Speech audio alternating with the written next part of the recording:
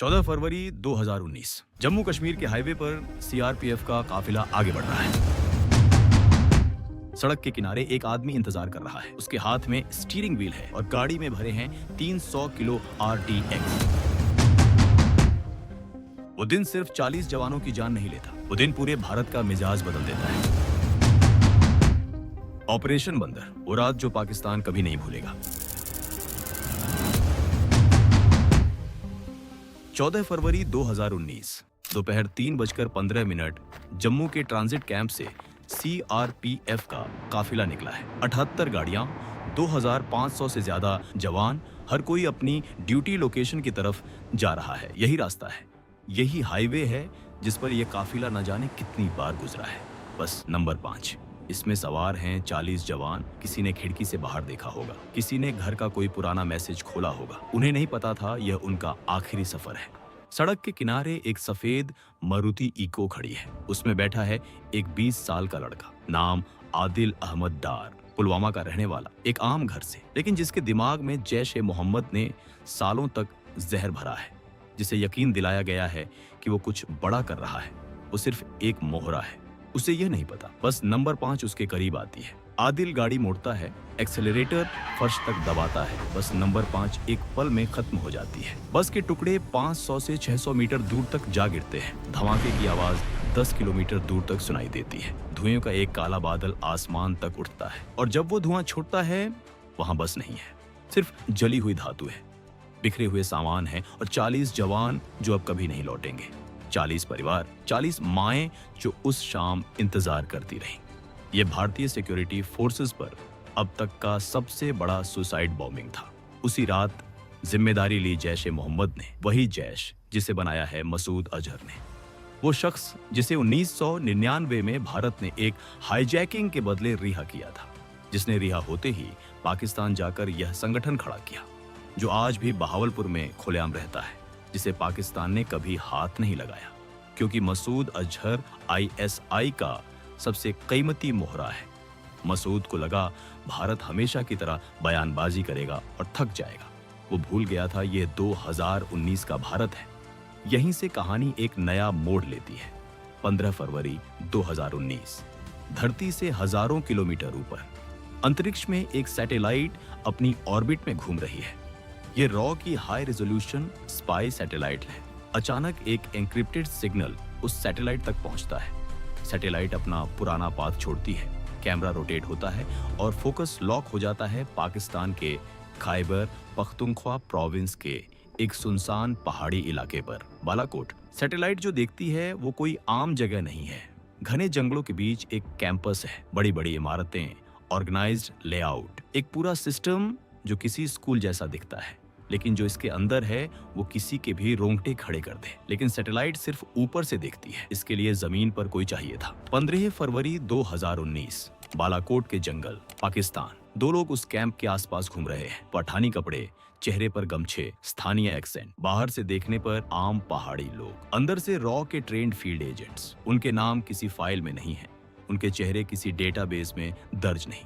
वो एग्जिस्ट करते हैं सिर्फ उस मिशन के लिए जो उन्हें दिया गया है। और उस कैंप के अंदर जो उन्होंने देखा वो किसी नाइटमेयर से कम नहीं था। ये कोई छोटा हाइडआउट नहीं था, ये एक पूरी तरह ऑर्गेनाइज्ड आतंकी यूनिवर्सिटी थी। 500 से ज्यादा ट्रेंड फाइटर्स, हथियार, एक पूरा इंफ्रास्ट्रक्चर जो सिर्फ एक काम के लिए बना था, तबाही। और सबसे खतरनाक बात, अगले कुछ ही दिनों में 300 नए रिक्रूट्स इस कैंप में आने वाले थे। एजेंट्स जानते थे अगर ये नहीं रोका गया तो अगला पुलवामा सिर्फ एक सवाल की बात है। उन्होंने अपनी जान दांव पर रखी। कैंप की हर बिल्डिंग नोट हुई, हर एंट्री पॉइंट, हर सिक्योरिटी पैटर्न। एक गलत नजर और वो वहीं खत्म हो जाते। फिर भी वो डटे रहे। वो इंटेलिजेंस एन्क्रिप्टेड चैनल से दिल्ली पहुंची। 19 फरवरी 2019 प्राइम मिनिस्टर्स रेजिडेंस, नई दिल्ली। एक कमरा, उसमें कुछ लोग, बाहर पूरा देश उबल रहा है, अंदर एक भारी चुप्पी है। टेबल पर सैटेलाइट इमेजेस हैं, कोऑर्डिनेट्स हैं। रॉ चीफ अनिल धस्माना उन इमेजेस को स्क्रीन पर दिखाते हैं। यह जगह बालाकोट जैश का सबसे बड़ा ऑपरेशनल बेस है। मसूद अजहर के करीबी लोग वहां मौजूद हैं। आर्मी चीफ बोलते हैं उरी के बाद जो सर्जिकल स्ट्राइक हुई थी वो जमीन के रास्ते थी, लेकिन इस बार पाकिस्तान सतर्क है। बॉर्डर पर पूरी फौज तैनात है। एनएसए अजित डोभाल कहते हैं इस बार टारगेट वो होगा जो दुश्मन को दशकों तक याद रहे। एयरफोर्स चीफ BS धानोआ की तरफ PM की नजर जाती है। एक सवाल, एक जवाब, और उस जवाब ने ऑपरेशन को हरी झंडी दे दी। PM का एक ही निर्देश था, कोई सिविलियन नुकसान नहीं, सिर्फ वो इंफ्रास्ट्रक्चर तबाह हो जहां से आतंक जन्म लेता है।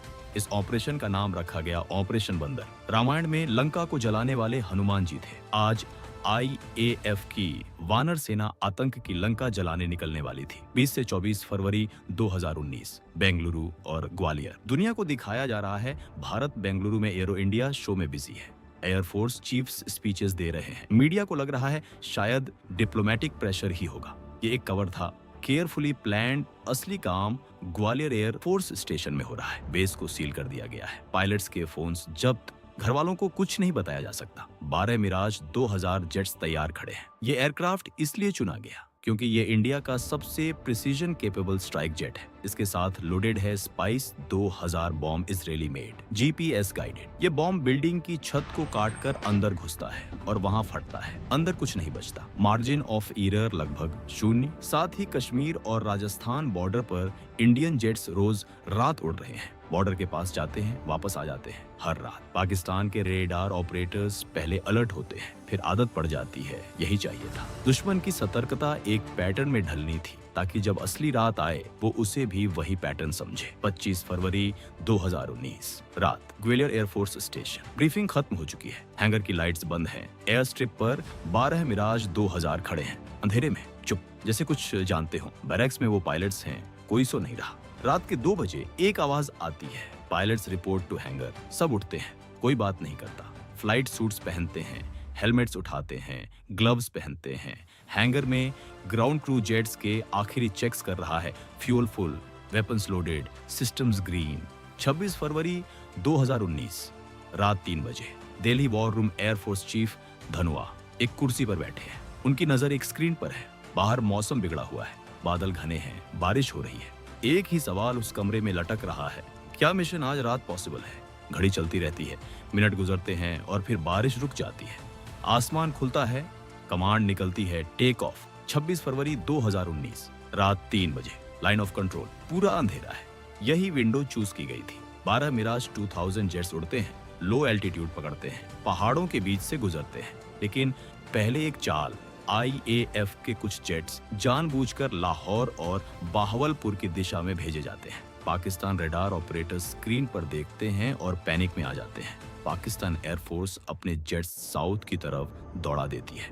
ध्यान भट गया। उसी पल उत्तर से पहाड़ों की आड़ में टेरेन मास्किंग टेक्निक के साथ राज 2000 का असली ग्रुप बालाकोट की तरफ बढ़ता है। कोई रेडार नहीं पकड़ता, कोई अलार्म नहीं बजती, पाकिस्तानी एयर डिफेंस को कोई भनक नहीं। रात के 3:30 जेट्स बालाकोट के ऊपर है। Altitude, gain, target lock, spice 2000 bomb release, जो बिल्डिंग सैटेलाइट में दिखती थी, जिनके इंटेल ग्राउंड एजेंट्स ने अपनी जान दांव पर रखकर भेजी थी। एक एक करके ध्वस्त। वो कैंप जो सालों से आतंक की नर्सरी था, जहां से आदिल जैसे लड़के निकलते थे, उस रात मिट्टी में मिल गया। मसूद अजहर का साला यूसुफ अजहर जो उस पूरे कैंप का संचालन करता था, वो भी उसी मलबे का हिस्सा बन गया। पायलट्स ने कोडवर्ड बोला, मिशन कंप्लीट, और वो वापस भारतीय एयर स्पेस में।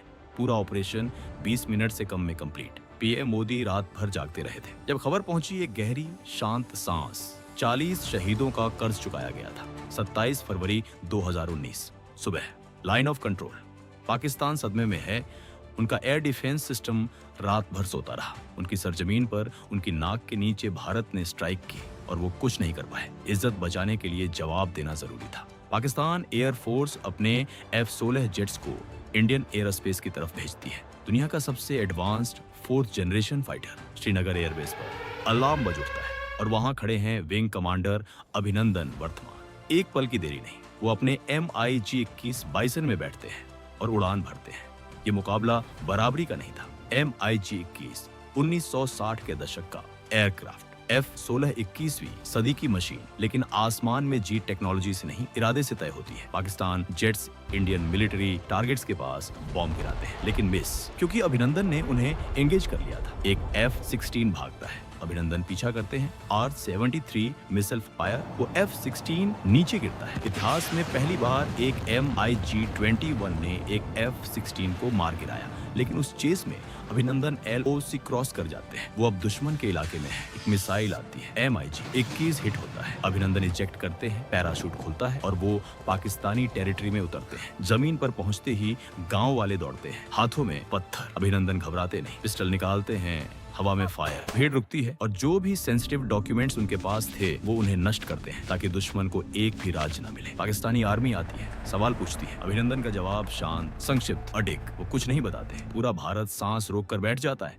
लेकिन अभी एक और लड़ाई बाकी थी, वो लड़ाई जो गन से नहीं लड़ी जाती। 27 फरवरी 2019 शाम, साउथ ब्लॉक, नई दिल्ली। पीएम मोदी का निर्देश साफ है, पायलट वापस जाए बिना किसी शर्त के। उसी रात भारत की पृथ्वी और अग्नि मिसाइल्स को पाकिस्तान की दिशा में एम कर दिया जाता है। Ready to fire mode. ये कोई सिंबल नहीं था, ये एक मैसेज था। ISI हेडक्वार्टर्स तक वो मैसेज पहुंचता है। अगर विंग कमांडर को कुछ भी हुआ तो जो बालाकोट में हुआ वो सिर्फ एक शुरुआत थी। डोभाल फोन्स पर हैं, कोई शोर नहीं, कोई प्रेस कॉन्फ्रेंस नहीं, सिर्फ काम। वॉशिंगटन US दबाव बनाता है। अबू धाबी UAE पाकिस्तान का सबसे बड़ा फाइनेंशियल बैकर इस्लामाबाद को समझाता है। इंडियन नेवी के शिप्स कराची की दिशा में मूव करने लगते हैं। पाकिस्तान की पार्लियामेंट में उथल पुथल है। फॉरेन मिनिस्टर के हाथ कांप रहे हैं। हर तरफ से, हर चैनल से एक ही मैसेज इस्लामाबाद पहुंच रहा है, पायलट को छोड़ो अभी। 27 फरवरी 2019 शाम, Pakistan national assembly. Imran Khan microphone के सामने खड़े हैं। कमरे में सैकड़ों MP है। बाहर पूरी दुनिया देख रही है। इमरान खान बोलते हैं, अभिनंदन को कल रिलीज किया जाएगा। ये पीस जेस्चर है। दुनिया जानती है ये पीस जेस्चर नहीं है, ये हार है। वो हार जो तब होती है जब हर रास्ता बंद हो जाता है। 1 मार्च 2019 शाम 6 बजे, वाघा बॉर्डर। एक तरफ पाकिस्तान, दूसरी तरफ भारत और बीच में एक गेट। अभिनंदन वर्तमान गेट की तरफ चल रहे हैं। वही आइकॉनिक मूछें जब वो भारतीय जमीन पर पहला कदम रखते हैं। उनकी आंखों में आंसू हैं और पूरे देश की आंखों में भी। बाद में सैटेलाइट इमेजेस ने सब कंफर्म किया। बिल्डिंग्स ध्वस्त थी, कैंप तबाह था। इंटेलिजेंस असेसमेंट्स कहती हैं 300 से ज्यादा आतंकी उस रात मारे गए। मसूद अजहर का सबसे बड़ा ट्रेनिंग बेस खत्म। पाकिस्तान ने कभी नहीं माना, लेकिन उनका इनकार उतना ही खोखला था जितना हमेशा से रहा है। पुलवामा ने भारत को 40 शहीद दिए, दर्द दिया। एक जख्म जो कभी पूरी तरह नहीं भरेगा, लेकिन उस